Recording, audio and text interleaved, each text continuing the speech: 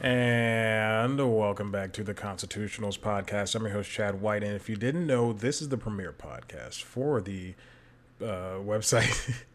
Like I just said, it's a website. Go there. I'm always distracted now. Every time I start this show, I'm distracted. This time I will tell you it is. Again, I forgot to start the clock. Did I do the same thing? I did. Episode 219. Here we are, premiere podcast. Listen, let's get the elephant out of the room. I only had 2 stories. I just looked up 3 more. I even deleted one of the original 2 stories. But I know I have a good sense of what we're going to talk about today. What's going on in my world? New job starts Monday. I will be working at a company that is probably mentioned in one of these stories. And that is that. I love how non-specific I'm getting. But I kind of have to. I mean, I don't have to. Actually, I don't even know. I don't know the protocol. So there you go. Venom came out, the sequel to Venom. And I will tell you this. Again, not interested in superhero movies anymore. I'm done with those. But I did sit down this morning and go, I wonder if they brought, because Spider-Man Far From Home is supposed to be about bringing the multiverse. And I am a sucker for that kind of stuff. Even if I don't like Tom Hiddleston, what's his name? Oh, what is his name? Tom Spider Holland. Anyway, they love hiring British white guys who refuse to star opposite people of color. Anyway, I say refuses to. His choices say that he doesn't want to.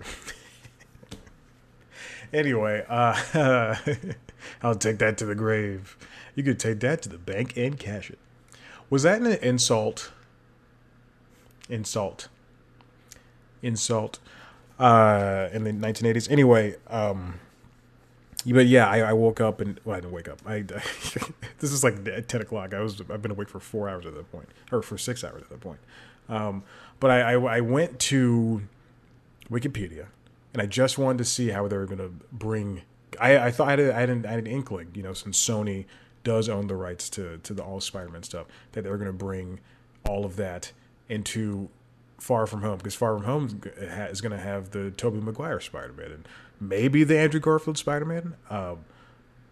So I went on Wikipedia and I saw that it is indeed folded into it at the very, very, of course, at the end credits. And, in reality, in all actuality, it'll probably be like what the Flash did. Not the Flash, excuse me. What the CW universe, the DC shows did during Crisis on Infinite Earths. And it's not good enough to watch, so I'm just going to tell you. It truly is not. God, they hyped it up so much, and we thought, oh, this is going to be great. They're going to bring together a world. And in the end, they brought together all the worlds and then said there's only, now, instead of there being infinite universes, there's only 5 universes, which stinks. Which, I mean, like, you don't need, bring them all into one Earth. Who cares? They don't have to talk to each other all the time. Just acknowledge that they exist. That's it. So Doom Patrol exists both in Titan's world, but also in Doom Patrol world, and they have the same characters, but they don't know each other. Anyway, okay, whatever. So in the Arrowverse, I believe it's the Flash episode, Barry Allen, that Flash on the CW, met with Ezra Miller's Flash, Barry Allen, from Zack Snyder's universe, the Warner Brothers universe, not Zack's, and it was very interesting. And the night it happened, it was like the world broke, and then they ended. And then a couple episodes later, when they killed Arrow, it was so dumb and a waste of that hour. But anyway, they brought together everybody, and now they don't even mention it. They don't even mention that any of that happened. They, like, in Black Lightning, they mention, the Flash a couple of times, but they don't even, like, they mention him. They're like, and not even by name. They're like, hey, I got a friend that can help us with this. And he goes, hey, it's all the way from Star City. They bring like a device. It's from Star City. My friend had bought it for me. It's so bad. It's so bad. It's bad now. It was bad before, but not all the way bad. So anyway, what I'm thinking is going to happen is they're going to do similar to what the Spider-Man, Marvel and Disney and Sony are going to do, they're going to say, all right, well now these separate universes exist, but they're going to bring them together, and then they're going to go, okay, at the end of the movie, they're all existing separately again. Look, the money's right there. Again, the money's on the table, baby. Did that saying come from people paying? This is not a dirty show, but this is from people paying sex workers. Money's on the table. Would you like an egg? Okay, let's get on with the first story. This comes from Deadline, written by Greg Evans. Broadway extends COVID vaccine and mask requirements through the end of 2021. I watched. It feels like I'm peaking. I watched the half of the first episode of Jon Stewart's new show on The Problem With whatever on, I don't know, Apple TV Plus. The Problem With, is that what it's called? I refuse to look it up, but I will look it up because I do think it is ignorant of me not to know. Something's clicking, and I don't know what it is. It's definitely not me, because I did turn down my volume. Yeah, it's called The Problem With Jon Stewart. The Problem with Jon Stewart. And his audience, they cut to the audience like once during his monologue or whatever they're going to call that. And I saw two people wearing masks, and everybody else, the white people, were not. And I thought, that's very stupid. And the same thing goes for Stephen Colbert's audience. They're full, but they're all wearing masks, which is interesting. I wouldn't have a full guest list or whatever. I wouldn't have everybody there, a full audience. They're free tickets, and they don't really need no one's really laughing on the Jon Stewart new show. But again, it's not a show to laugh at. It's really a news magazine show that has some jokes in it. So for Broadway, all 41 theaters are going to require, I guess it's through the Broadway League, yeah. They all said that everybody, audience members, performers, backstage crew, and venue staff, through the end of the year, for now, all need to have, to follow the protocols. And they're all going to have to be vaccinated. So this is very important because Broadway is the thing in all of the industries that was most affected. TV and movies shut down for a couple of months. Touring, music, that stuff shuts down for maybe half a year because then people could just go out, sit in their cars, and watch performances like in parking lots. And TV shows and movies eventually found a way to get made, but Broadway could not come back, and they just came back. They were gone for 20 months, it seems like. And Bruce Springsteen brought him back. I say Bruce Springsteen? Bruce Springsteen, you invite him places. God, he brings excuse the phrasing, but he brings the best things. He has a good potato salad recipe. Okay, I'm going to stop this. And I think it's obviously a wonderful move. Under the policy, audience members over the age of 12 must be fully vaccinated with an FDA or WHO authorized vaccine and present a government-issued photo ID such as a driver's license or passport. Guests aged 12 to 18 may use government-issued ID or school ID with no photo required. Fully vaccinated means on the date of performance, the guest has at least 14 days after a second dose of a 2-dose COVID vaccine, or at least 14 days after a single dose of an approved single-dose COVID vaccine. How many of those are there? 1, 2, 3. That's the Tootsie Roll Owl, Tootsie Pop Owl. You never see Tootsie Pops anymore. Although it's Halloween time, maybe I'll be seeing some when I go trick or treating.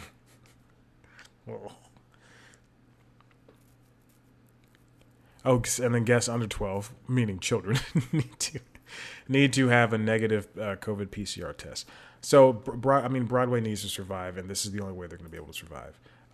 As long as there's a major pandemic going on, then this will need to happen.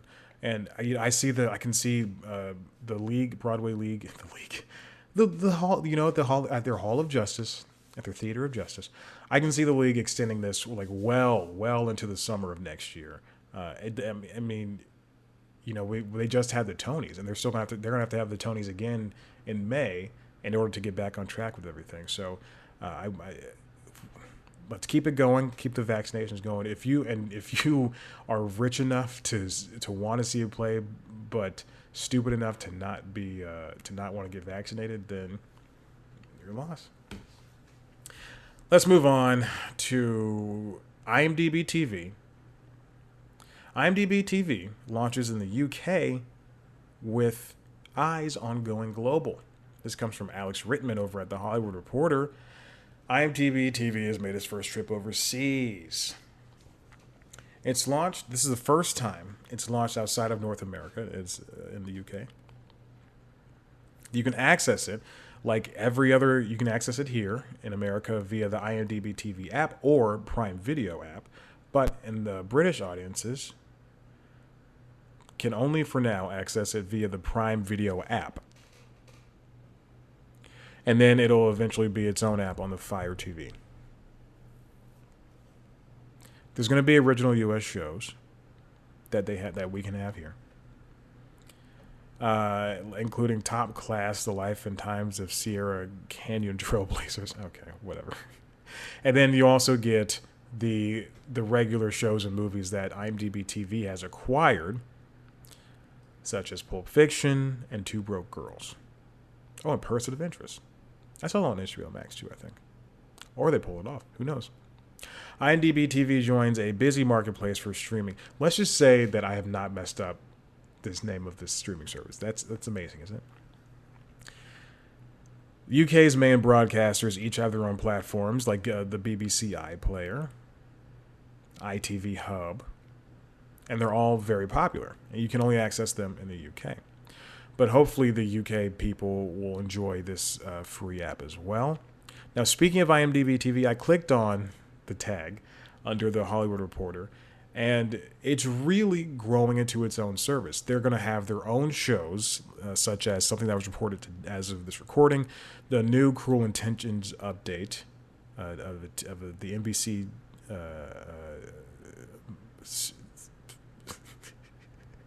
NBC passed on this update 5 years ago, based on the movie, but now IMDb TV is going to do it. I screwed it up. And then IMDb TV is also thinking about reviving the canceled show Rebel from last season that starred the great Katie Seagal.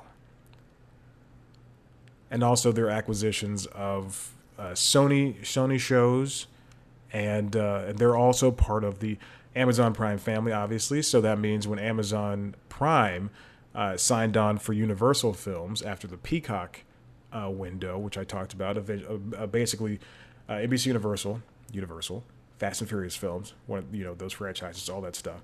It's going to go to Peacock first when it first streams, and then after 6 months, it's going to go to other services who want to buy it. So Amazon Prime did that, and IMDb TV is part of that deal. So these paid services are great. You on Amazon Prime, you can have Man in the High Castle and Bosch and other great shows, Jack Ryan, and movies like Cinderella. But then it's very important that these free services, as well as these free broadcasters, people don't want to pay sometimes, just want to watch stuff, and that's how you get your ad money if you don't have ads on your regular platform. So this is a wonderful move, and it's great news for them. All right, so for some reason, all of the mucus in my nose is so loose. And that might be the title. I'll just call it loose mucus. That's easier. Loose mucus. There we go. Because I said it in the show. That's how I get the title. If you don't know the title, if you don't know how I get the title of the show, it's because I say something stupid or mildly interesting, and that becomes the title of the episode. So as long as I say it in the show, it technically counts. So if I say all the mucus is loose, that could be the title. But if I just say loose mucus, that's also the title. You might have just heard the ice maker in my fridge just drop a huge load. You also might be hearing the pressure washing going on outside. The pressure washing our garage. Don't know why. because it's dirty. This next one comes from Variety, talking about Jason KILAR, written by Todd Spangler, Warner Media CEO. Jason KILAR is disappointed he will probably lose his job. Disrespectful headline, but it's true. So Jason KILAR, who is now in charge of Warner Media, he's the CEO of Warner Media, he essentially has taken responsibility for what happened with HBO Max and theater same-day streaming. So the short of it is, last year, throes of the pandemic, December 2020, Warner Media had Wonder Woman 1984 ready to go. It was going to release in that winter, and they needed to put this out, as did a bunch of other companies, from Disney to, I was going to say 20th, but Disney owns 20th, to Paramount to Universal. Every single one of them had movies to release, and either you sell the movie to a streaming service and you basically just try to make up losses that way, which never really amounted to anything, or you hold on to it. And they could not hold on to this movie. Similarly, Disney couldn't hold on to Black Widow or Shang-Chi any longer, or even the Eternals, because now they have 3 Marvel movies coming out within the span of 4 months of each other. And we see how well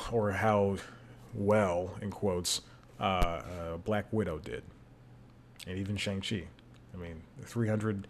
I think it has like 350 million, something like that, it should be $1 billion, but whatever. So Warner Media basically bit the bullet and released Wonder Woman 1984 same day. Theaters that were the very small number of theaters that were open, as well as on HBO Max. And basically what we found out was, if it did well on HBO Max, it did well in theaters. None of the movies really did well this year. Although I did buy, I literally today just bought In the Heights, and I bought Kong versus Godzilla, or Godzilla versus Kong. I think they're both great movies. I think they're both movies. So now that Warner Media is being spun off with Discovery, there's only going to be one guy in charge of that, and that's going to be David Zaslav. Jason KILAR is probably going to lose his job, which is very true, and he's becoming the fall guy for Warner Media and the releasing of the movies. KILAR, speaking with Vox Media's Code Conference, said that the Warner Media CEO job, quote, goes away once the Discovery transaction closes. So basically, he's losing his job. KILAR was also in charge of Hulu for a little bit. Said that last year and a half he's spent leading Warner Media has been the most professionally fulfilling stretch of his career. Now he says he's basically just he wants to work at Warner Media for life, but it's not happening. So here's a quote from him. We endeavored to do the right thing in terms of communication. In hindsight, we should have taken the better part of a month to have the 170 conversations. So what the issue is, and other headlines have said this, they compress the timeline to discuss releasing these movies, to release movies like Wonder Woman, Godzilla vs. Kong, and In the Heights, Cry Machacho, I think that's what it's called, Cry Macho, and the Many States of Newark, movies like that, all those movies, and Malignant and the rest of them that came out like that, into basically a week's time frame, as opposed to, hey, let's sit down and let's really chat about what this means for the business and the company, and what's a better way to do this. Like, maybe we release it in theaters for a month or two, and then it goes to HBO Max. But instead of just saying, hey, we're just going to do it. So Warner Brothers held all those discussions in less than a week to move quickly and minimize the chance of leaks.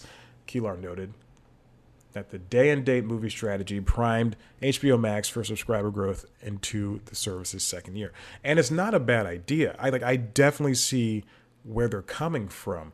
I think, so like if you look at Netflix, they're releasing the new Idris Elba movie about black cowboys.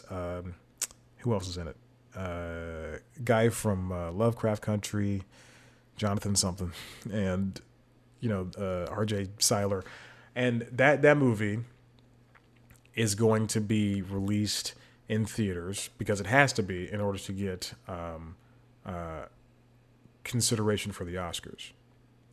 But it's going to be released for what? Maybe 2 weeks. Same thing for Roma. That's what happened with Roma and a bunch of other movies, and in order to be needed for award status, and the idea worked. And I think at the end, HBO Max as well as HBO, because they're combining all of HBO basically, they got a total of 47 million subscribers in the U.S. and that's a very good number. Obviously, compared to Disney Plus and HBO and Netflix, it's a little bit pitiful, but compared to the others behind them, it's wonderful.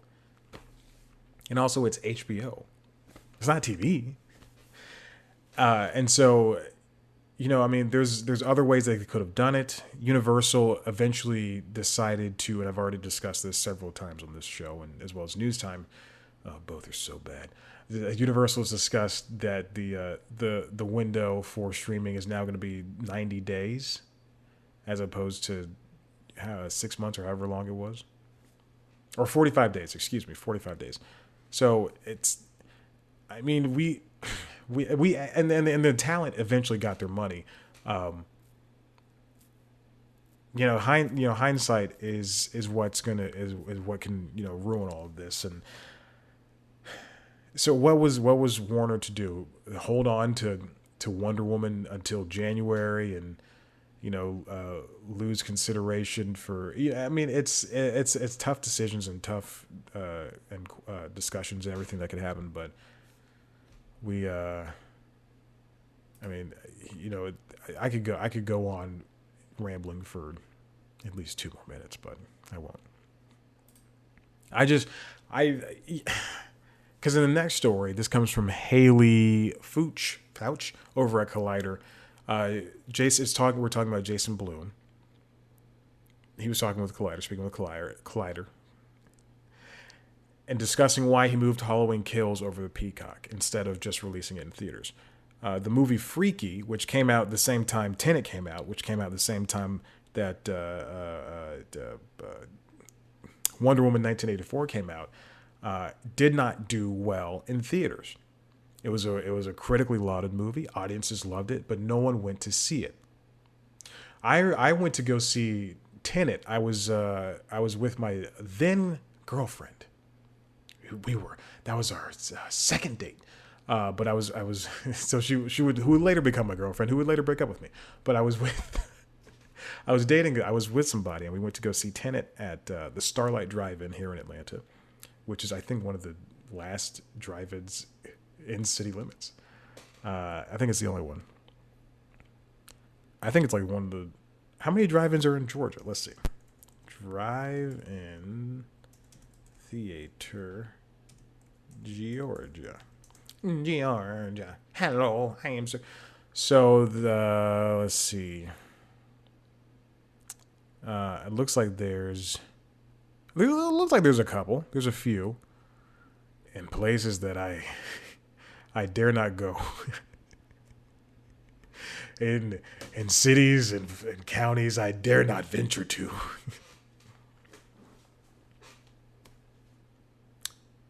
And so we went to go see Tenet, which is a horrible date movie.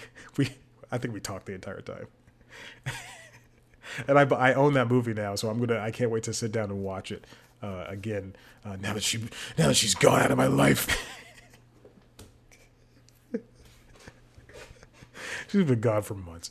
But I know behind us, Freaky was playing, and I thought, I gotta see that movie, and it wasn't like it was in theaters for a little bit of time, and then it moved to rental online. But the time between it going, this is why I kind of like compressed days for releases and streaming services.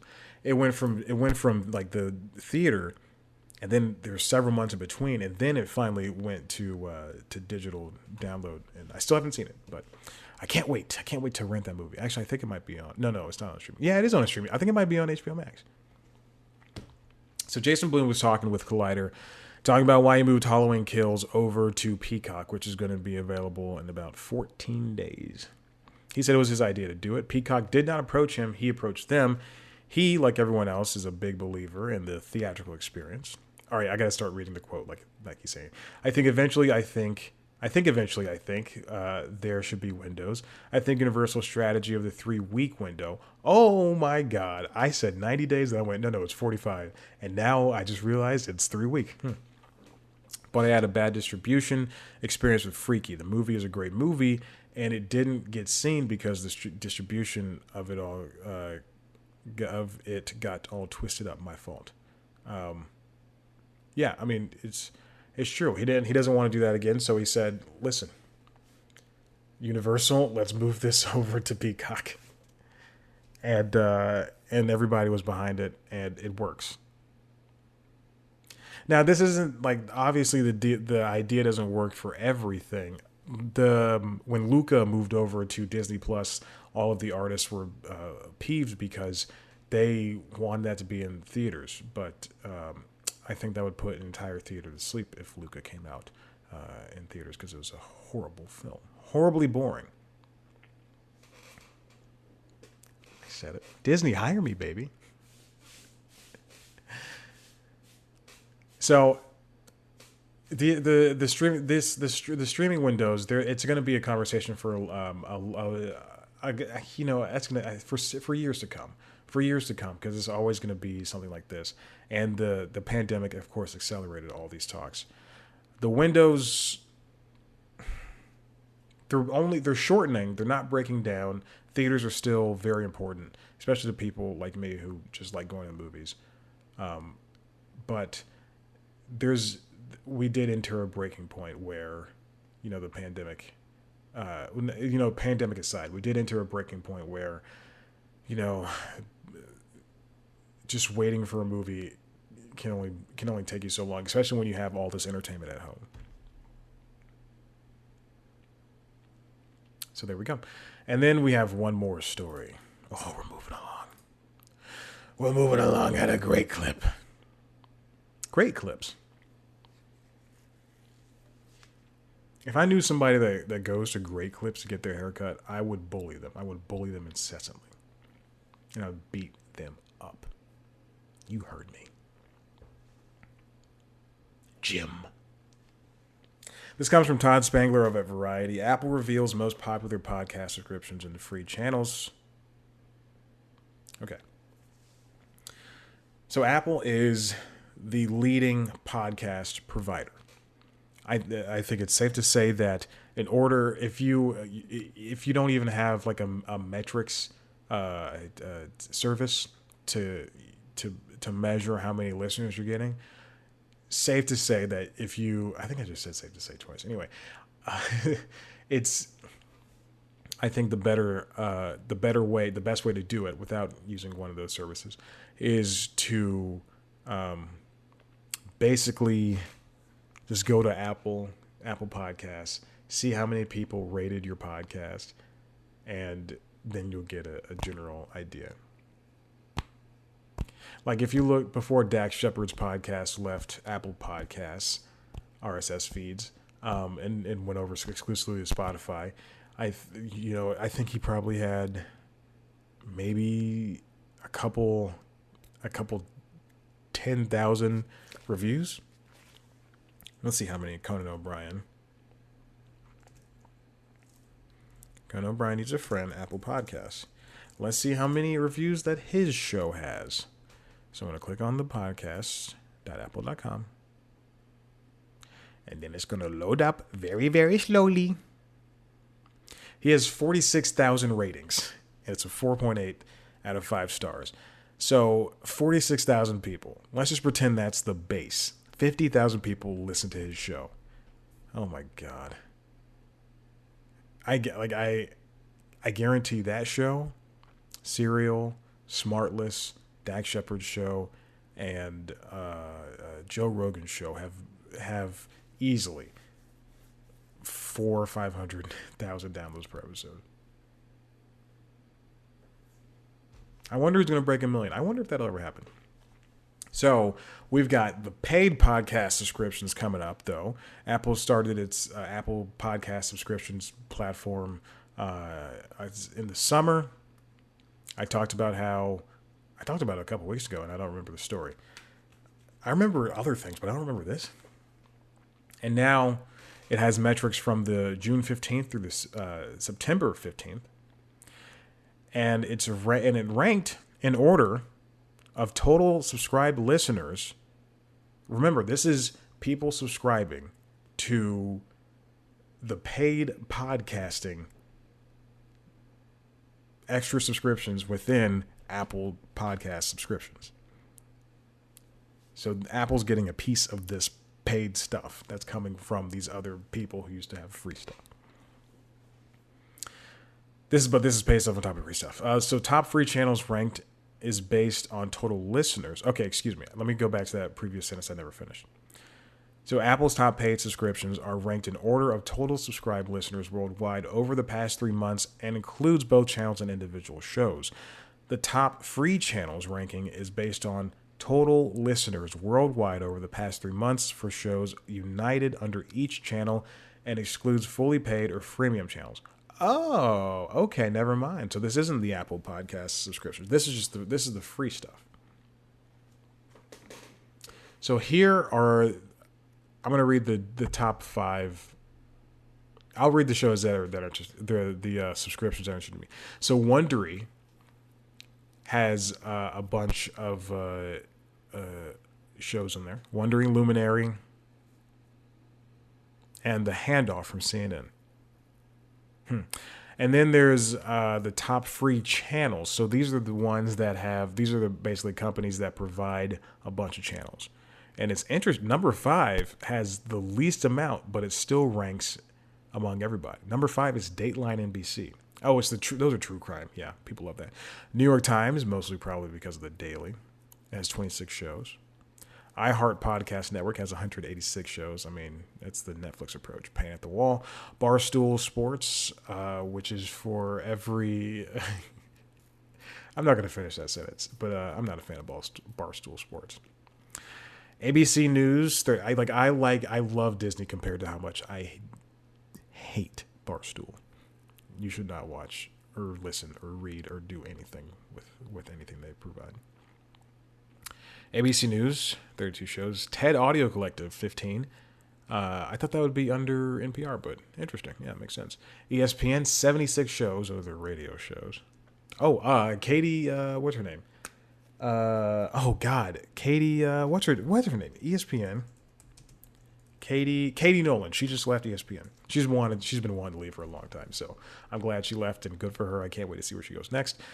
Crooked Media, 17 shows. I don't know who Ramble is.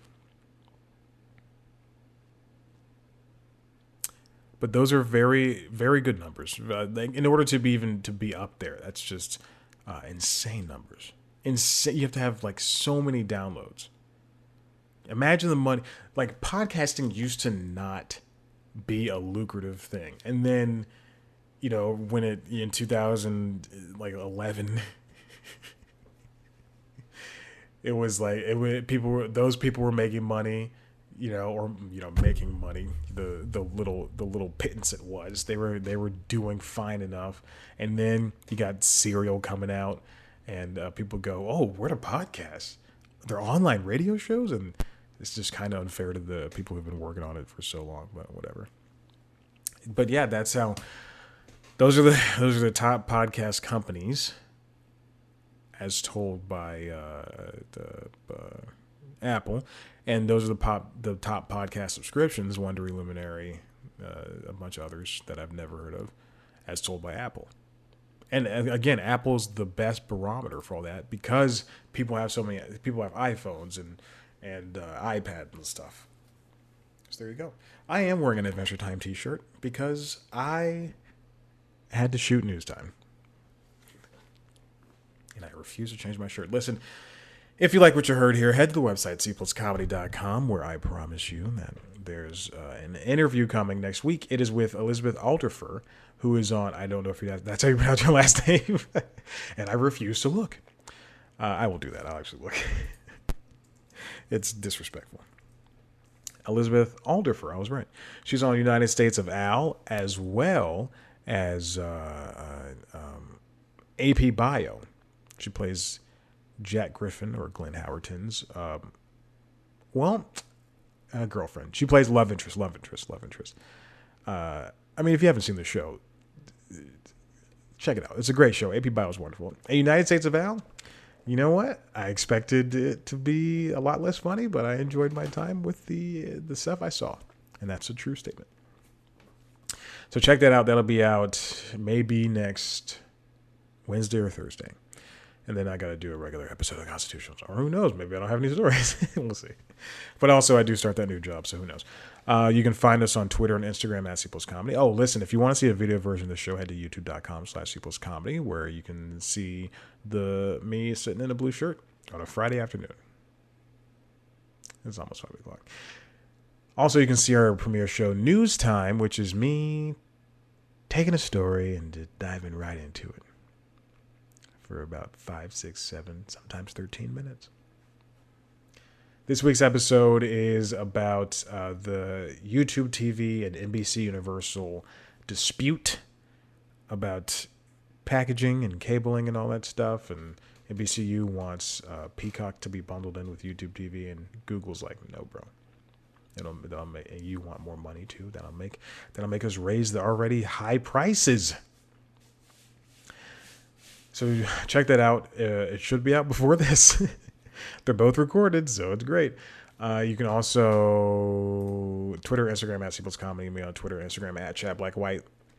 Like us on Facebook. Rate, review, subscribe. Tell your friends about this podcast. Thank you so much for listening. I gotta go. Goodbye.